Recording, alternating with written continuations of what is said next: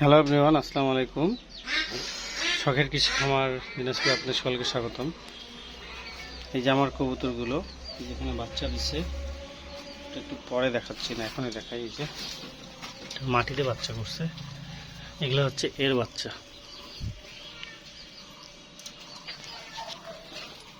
আরও বেশ কিছু আছে, সেটা আমি দেখাচ্ছি। সেটা হচ্ছে এইখানে একটা বাচ্চা দিচ্ছে, এই যে তো এর যে পাটা এখানে আটকে আছে কয়েকদিন যাব।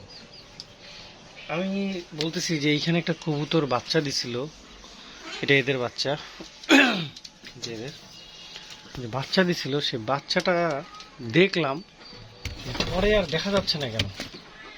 তো এই কারণে আমি আজকে দেখতে আসলাম এই বাচ্চাটাকে কি তাহলে খাই ফেলছে ইঁদুর বা বিড়াল।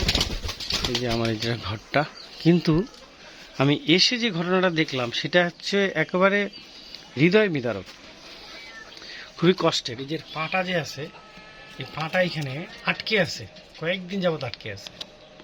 এই যে আমি আজকে যে কি মনে হইলো, এই যে নিচ দিয়ে ওর পাটা, এই যে ওর পাটা, এটা হচ্ছে ওর পা।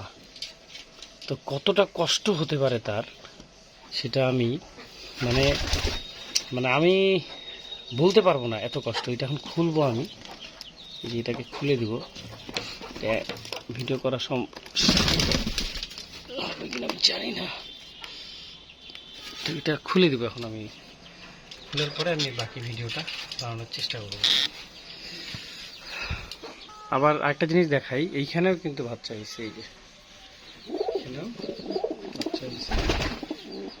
এই বাচ্চাগুলো হচ্ছে এদের, এটা হচ্ছে লাক্ষা, কালো লাক্ষা। খুবই কষ্ট লাগতেছে, আমি খুলি তাড়াতাড়ি করে।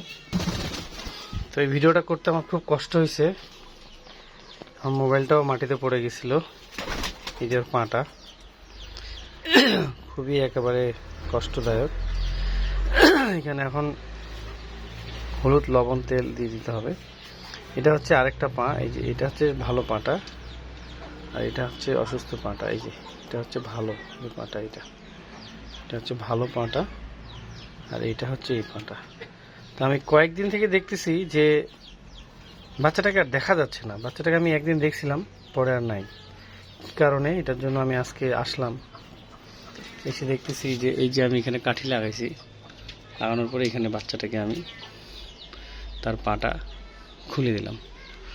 তো বুঝলাম না, এখানে খ্যাড় দিয়ে তারা ঘর করে, কিন্তু এখানে তারা কোনো খ্যাড়ও দেয়নি। এই যে এখানে খ্যাটেরও কিছু দেয়নি, খ্যাটের দিয়ে তো ঘর করে, এমনিতেই তারা বাচ্চা করছে। তো আমি একটু খ্যাটের দিয়ে দিব, দিয়ে তাদেরকে রেডি করব। ওকে, থ্যাংক ইউ সো মাচ। সকলে ভালো থাকবেন এবং দোয়া করবেন আমার সকল কৃষি খামার দিনাজপুরের জন্য, আমার সকল পশু পাখির জন্য।